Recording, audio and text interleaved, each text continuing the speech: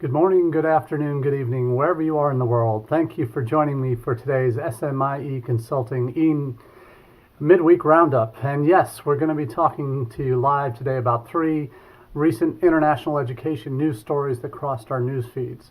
The first up will be a review of a series of stories out of Australia surrounding Four Corners Report, a national TV show down there in Australia, about a situation in Australia with regards to universities and lowering their English language standards for international students in a way to improve their international bottom line and financial bottom line for the university. We're also going to take a look at some recent developments from the Operation Varsity Blues scandal that has actually evolved into an international scandal with far deeper roots than we thought. That show just to what extent some families will go internationally to get their children into elite U.S. institutions.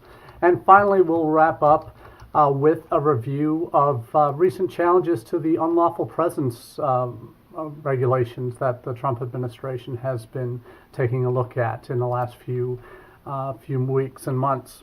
So what we'll do today, if you're new to the Midweek Roundup, this is our weekly chat every Wednesday at 1 p.m. Eastern to talk about recent events in international education news.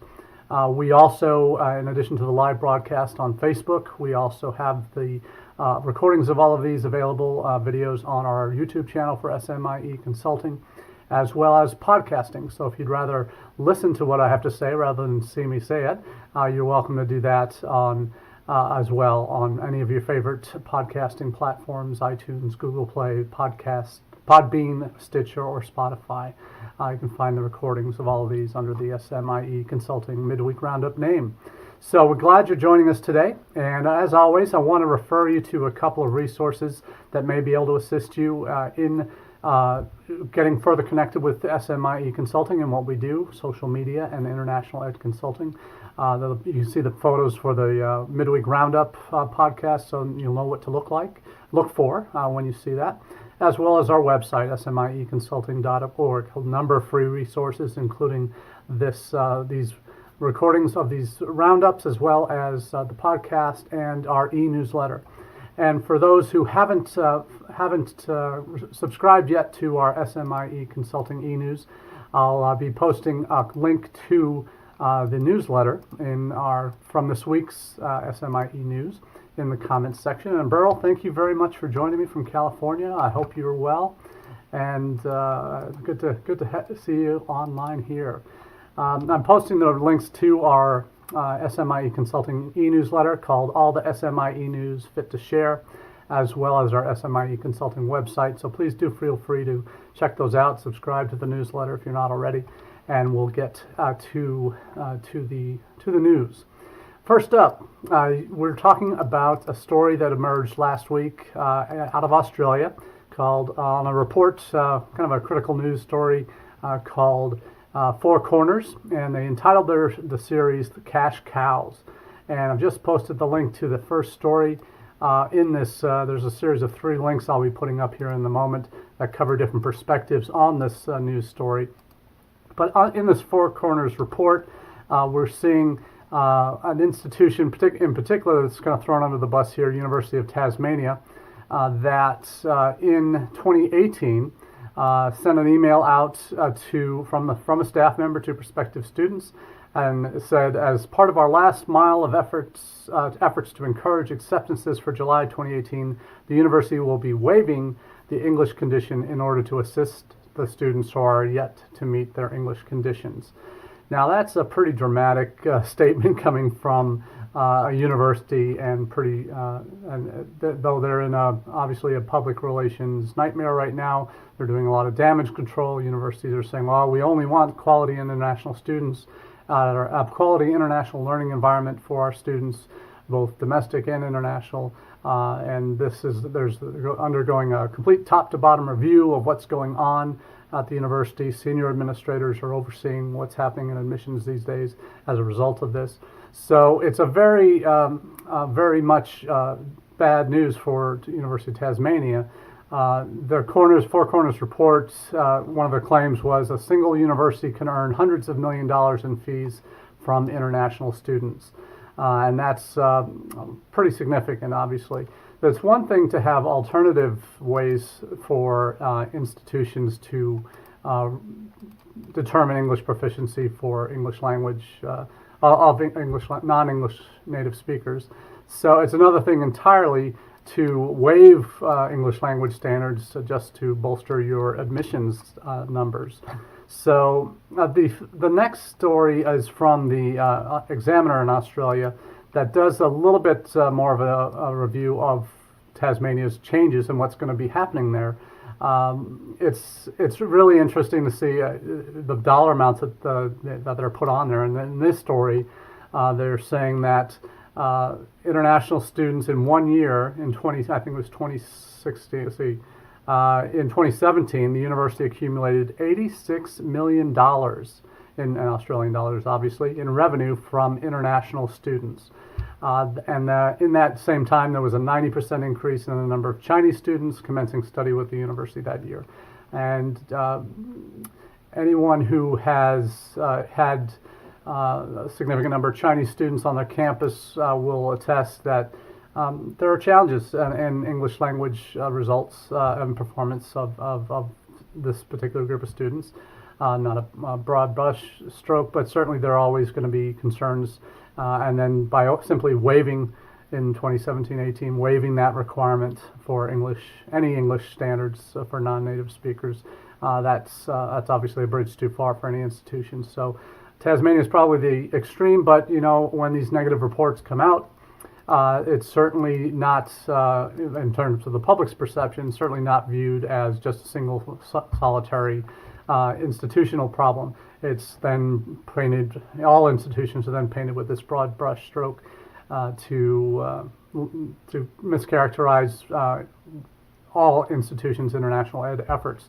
And rightly so, the folks in Australia at International Education Association of Australia and English Australia both came out in criticism of the Four Corners program, saying it undermines the integrity of the country's higher education system and calling it restrictive in its coverage. And our friends at the Pi News certainly are good, keep their fingers on the pulse in terms of what's going on. And the article I'm just posting now is one that they put out last week that gives the international ed perspective on this, and from particularly from Australia. And they share some of the overall concerns with the report that is part painting too broad a brush strokes with in terms of how this is impacting the industry, higher ed industry in Australia. There were also some other institutions that were highlighted in this. One particular concern was used by University of Tasmania as well as Murdoch University in Western Australia, and according to the Pi, that they had been waiving English proficiency requirements under what is called in Australia the Simplified Student Visa Framework. This was introduced in 2016 as a way for international students to access streamlined visa processing by, in part, only needing to satisfy, quote from the Pi, satisfy the entry requirements of the institution rather than the study visa. And access is based on the risk rating of the provider and the student's country of origin. And this meant that institutions could then use what is called the medium of instruction exemption, which would deem students English proficient if they had studied in another program, like high school, for a set amount of time prior to entering university, if the language of instruction was in English. So the unorthodox methods that were used, that Four Corners reports, this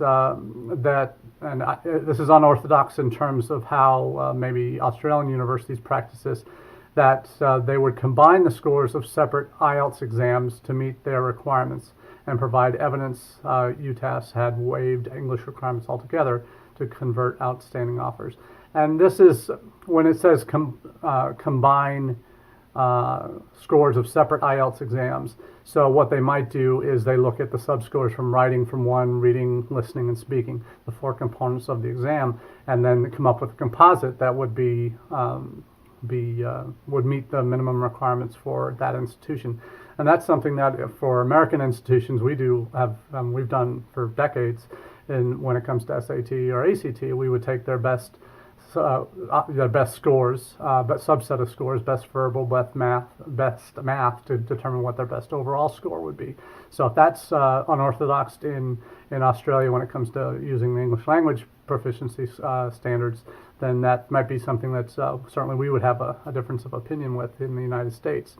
So it's interesting that with what's happening in Australia, and this certainly is a story that will have some legs for them, and as many of these types of stories do, when one institution is targeted or seen as a challenging or a problem, the public tends to view the larger industry as the real issue. So it's interesting to see. I know there are many Australian universities that have alternate means to assess a student's English proficiency beyond a standard English language test like a TOEFL or an IELTS. So what you often see is they'll look at not necessarily just medium of instruction, but they'll look at they'll establish a track record with students from certain countries that come in with certain degrees or secondary school exams from obviously A levels and IB results. Those have typically been seen as potential alternatives to having to have an English language proficiency exam like TOEFL or IELTS. But you're also seeing, for example, students who score, if they have English as one of their subjects in the Abitur or the French Bac, or perhaps having it as, and we've seen recent times, actually written an article on it for U.S. News Global Education on the Gaokao, how students who receive certain levels of scores in their English exam as part of the Gaokao can be exempted from having to take an IELTS or a TOEFL for admissions purposes. So there are exceptions like that that are certainly well-founded and can be documented over time. As if you have a cohort coming that has had a particular proficiency exam in the past and they've performed well, then maybe your institution would be more willing to accept those kinds of students without having a TOEFL or IELTS or PTE, academic, whatever it might be. So certainly Australia is going to be one to keep an eye out in terms of how these institutions respond in the coming weeks and months. So we'll certainly be covering that here as well at SMIE Consulting. Our next story is one we've heard about a lot about, the initial reports of the major U.S. Admissions scandal that's certainly gotten a lot of ink and inches in newspapers and online forums over the last 2 or 3 months. Certainly has become big news. But we talked at the time after that story first broke that there may be having a lot of high-profile people dragged into this, and they were paying X, Y, and Z dollar amounts to get their students sons and daughters into elite schools. We talked about then how internationally this is what's happened with Operation Varsity Blues is really a drop in a bucket and pales in comparison to what happens for international students and parents looking to get their places.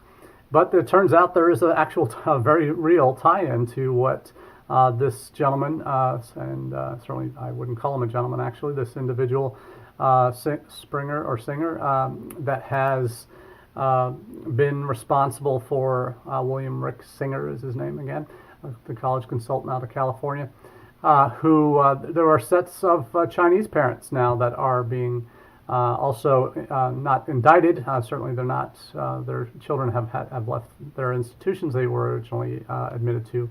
But these parents, and certainly when it comes to the Operation Varsity Blues scandal, the dollar amounts that they were paying is so much more than anything that was being covered on the U.S. side.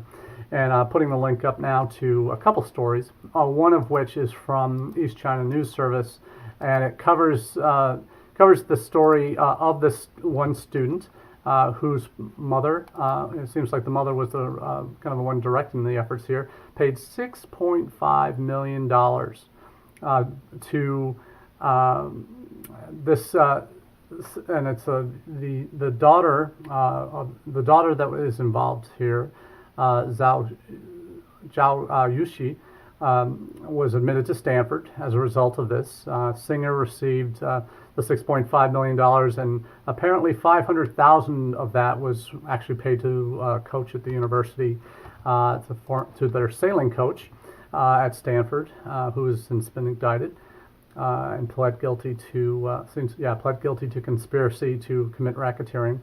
So the sailing coach received $500,000 of this $6.5 million payment that the parents had made, the Dows had made to Singer.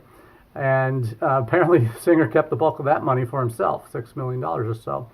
So this is really, it really puts things into perspective as far as Operation Varsity Blues goes in terms of the money that's involved and how dramatic this was.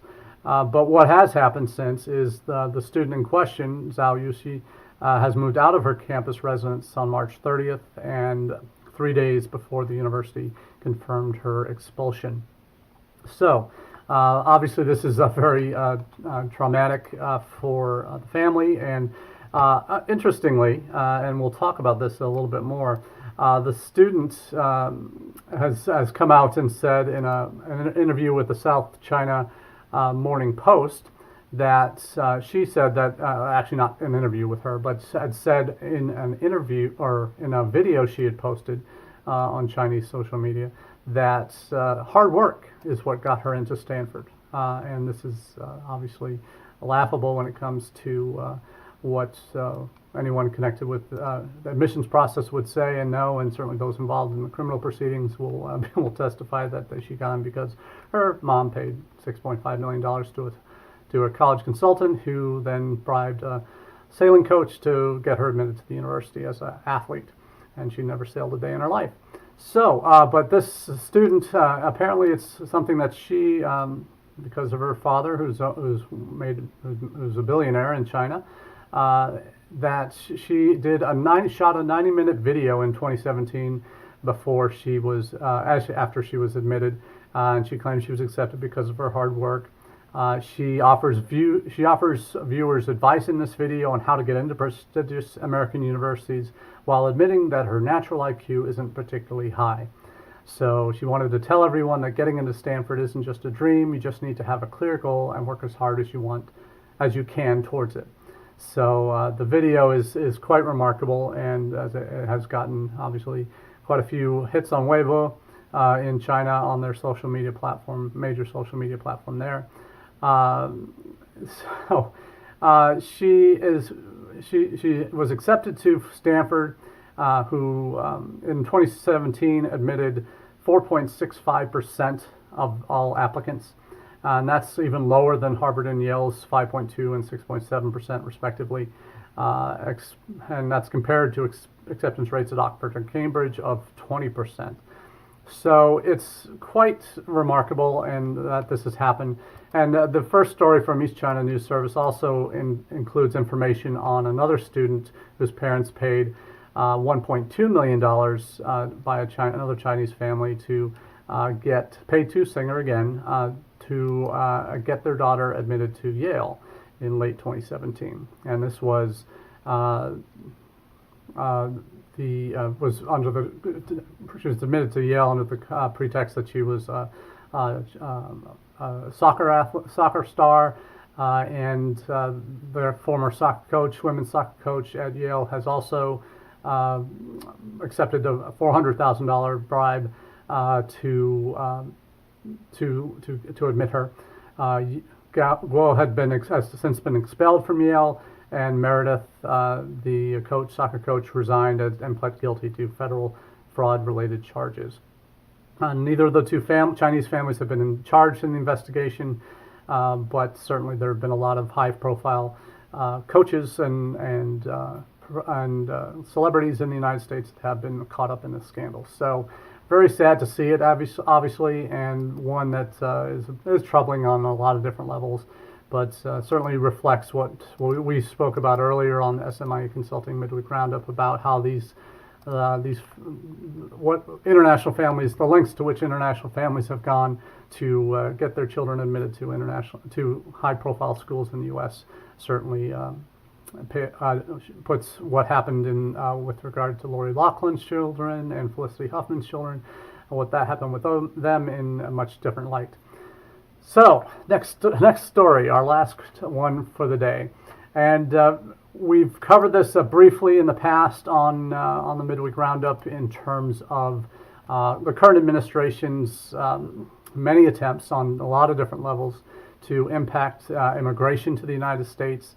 They released late last year, actually last summer, an intent to change the policy related to unlawful presence in the United States. When students fall out of status, when the clock starts ticking for them, because if they overstay 180 days, they could be prevented from re-entering the United States for 10 years, or would be unable to re-enter the United States for 10 years.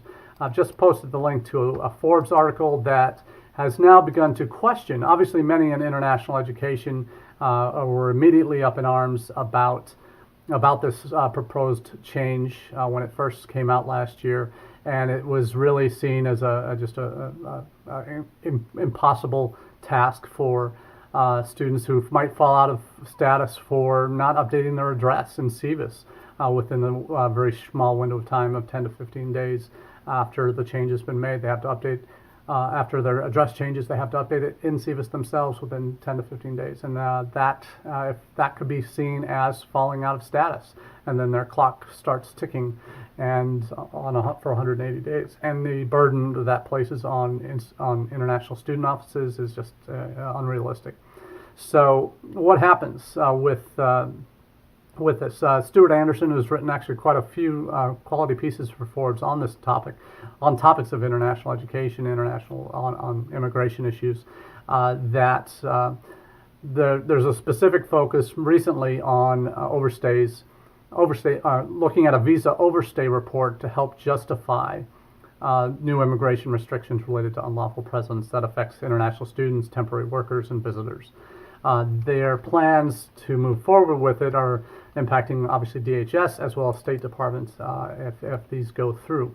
Anderson, in his article, takes exception to the data that's being used here because the focus of the April memorandum related to visa overstays for B1 and B2 non-immigrant visas for 2018 that were from particular countries where there was a percentage of greater than 10% from certain countries that they were to be targeted. The Secretary of State, according to this memorandum, is to report back in 120 days to recommend likely business and tourist visa restrictions against the countries, the vast majority of which are African nations like Chad and Nigeria.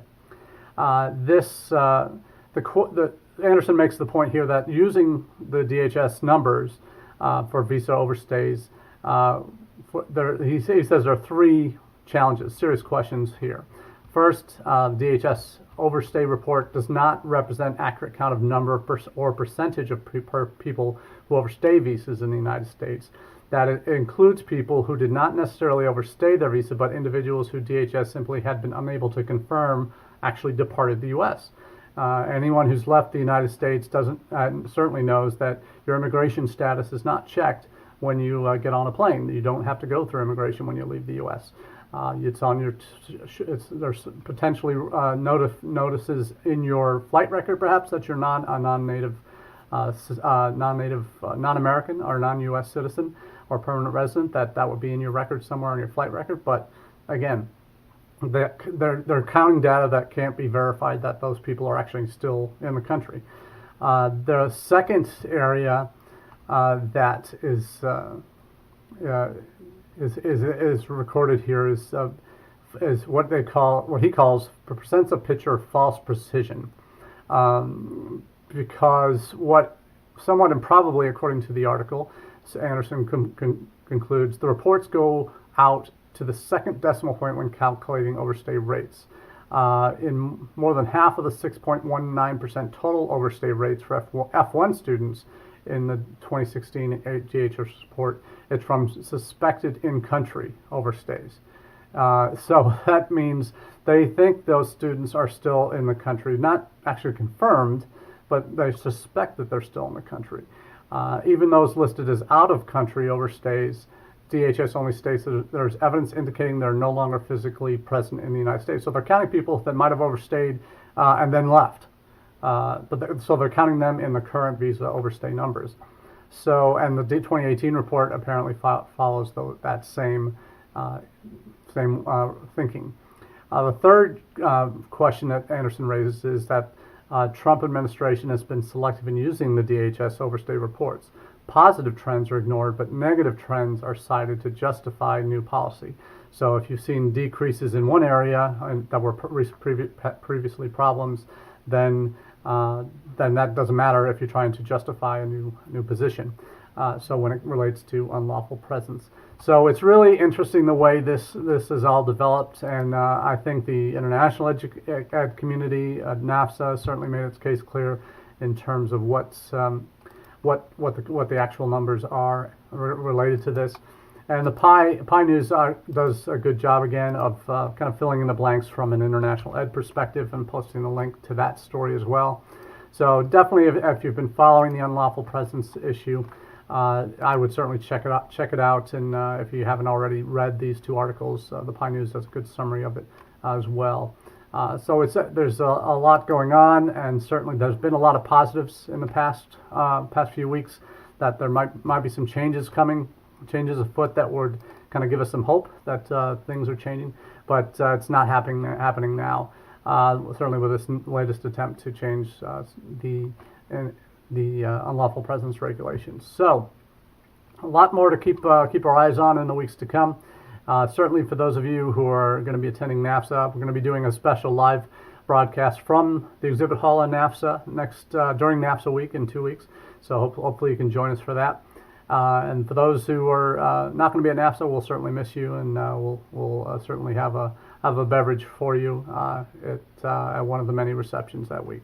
So looking forward to chatting with you again in the weeks to come. And please, thanks for joining us today, and feel free to subscribe to our newsletter and or get connected with us on the Roundup through podcast or on YouTube.